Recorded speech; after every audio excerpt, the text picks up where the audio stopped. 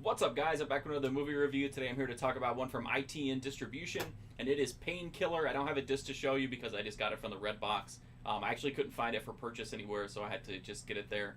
The story here is pretty interesting, actually. It takes place in a prison. There's a guy that's about to be executed, and as part of this kind of medical experiment program that's going on at the prison, they're going to inject him with this analgesic that is supposed to eliminate all the pain that he would feel through the electrocution process. I don't know why it's a high priority unless they just didn't have anybody else to experiment on, but the movie kind of makes it seem like nobody knows this thing exists in the first place, so I don't know. But anyway, they give it to him. Works like a charm. He doesn't feel anything. However, it actually works a little too well because all the damage that the voltage does to his system is actually repaired by the serum. So they've essentially turned this guy into a nearly invincible dude. He doesn't seem to take advantage of it that much, though. They just put him back in his cell. Anyway, the warden is excited because he can now, start to make some money off of it. The doctor that they brought in as part of a temporary program, but for some reason she decided to share this discovery with them. I don't know.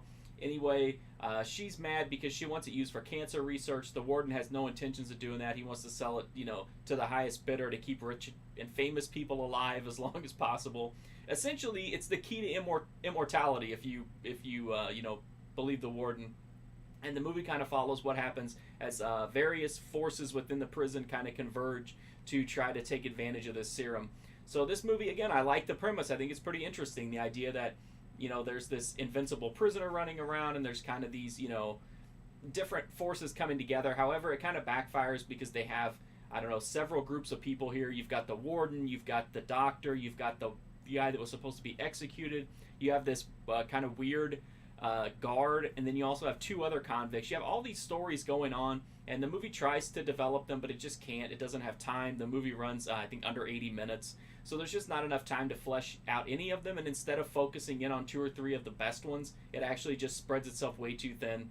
But honestly, it doesn't matter because this movie is just, it's really bad. Like, it's really terrible. The writing is horrible. The performances are horrible. And I don't mind that because it actually has a few moments that are really funny in unintentional ways because of how terrible the writing is. And then on top of that, like how terrible the performances are combined with it to create this like almost magic of just terrible filmmaking. The warden is great. He's just absolutely terrible performance. But he at least puts energy into it. And so it's like, he's really fun to watch.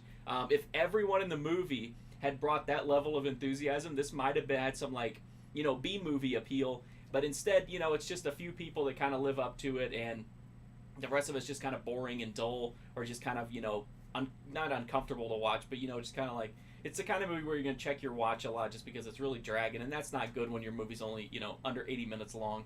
So I can't recommend Painkiller. No sleaze. It has very little blood. It has some really bad CGI blood.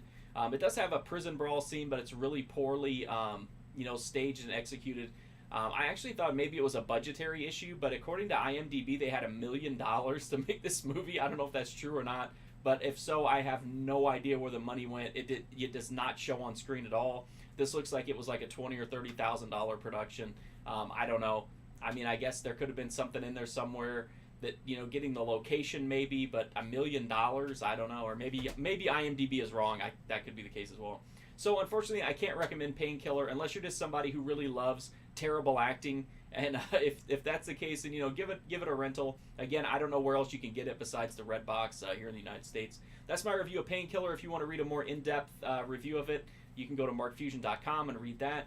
You can also follow me on Instagram, Twitter, and Twitch if you want to see what I'm doing there. I'm also on Letterboxd. You can see what I'm watching and what might be coming to this channel soon. But like I always say, the easiest way to help me out and the best way to help me out that's free, easy, and direct is just a sub. Then you'll get notified when my videos go up, and it's shows me that there's interest here. Helps me to keep making these videos, keep watching these movies, and also watching old videos is a good help as well. I don't have anything else like Painkiller, which is either good or bad, but there are quite a few, hundreds and hundreds of horror movies, cult movies, exploitation, prison movies, all kinds of stuff. So thank you so much for watching this video, and hopefully I'll see you guys soon.